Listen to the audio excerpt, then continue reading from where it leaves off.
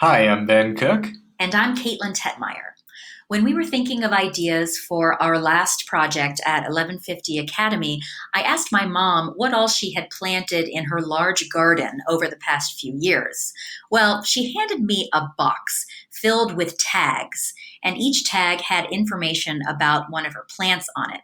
There were probably about 120 plant tags in there, and as you can imagine, it was a nightmare to try to rummage through all of that to find anything. So I thought surely we could build a web application that works better than this box and is easier on gardeners. So we did. We built the app you see now using an Angular 4 frontend and Firebase backend. In general, I built the behind the scenes logic. And I styled the app and improved the user experience. For example, I created this splash page, the color scheme, and the nav bar. I got new users into Firebase, authenticated existing users, and added form validation to the sign up page. So I'll click sign up. By the way, my mom's name is Jane, which explains the name Janie's Garden app.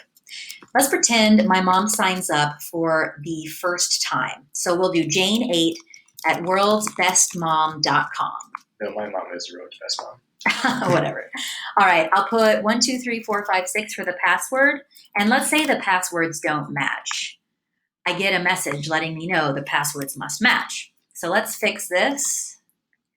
And when she signs in correctly, her email and password go into Firebase, and she routes to the add plant form. All right, so Jane is about to fill this out, but then she gets a phone call from her friend saying that there is a 1-day sale on plants at Lowe's. So she goes ahead and signs out for the moment. And she's back with yarrow and a mango tree. She logs in and returns to the My Garden page. So Jane7 at worldsbestmom.com. Oops, rather Jane8.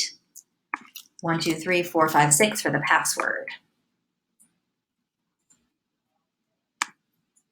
So we will add a plant.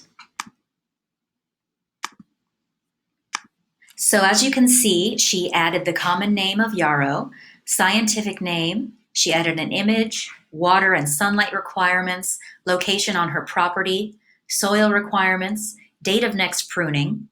Since she selected perennial, it gave us this date to divide field, and so she now can put the next time she needs to divide this perennial. Date planted. It hasn't bloomed yet, so she left this blank. Maximum height and width. Yes, it is a native species. The next time she wants to fertilize it, type of fertilizer, and a note. Submit. And now she'll fill in information about the mango tree.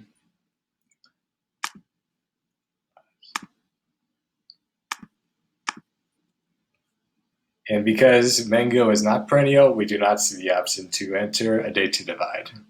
And then she presses submit.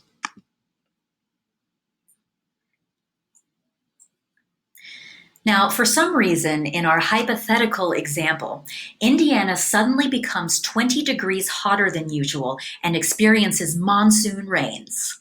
So my mom edits the yarrow plant to what the yarrow looks like now.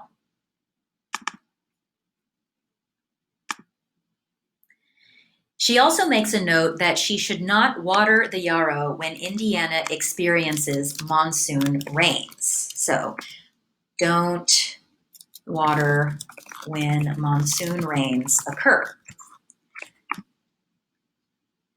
And you see it is updated. And she plants a rose just for the heck of it. She's pressed for time, so she leaves the rest of the form blank. Unfortunately, Jane's rose does not survive, so she deletes the rose from the database. She's about to make a note to buy more mango trees next year, but presses cancel because she realizes that Indiana weather can be unpredictable. Next year, Mom again buys yarrow, and Indiana gets monsoon rains again. But since she has notes in Janie's Garden app, she knows not to water the yarrow. The yarrow survives, and her mom updates the image to show how great it looks.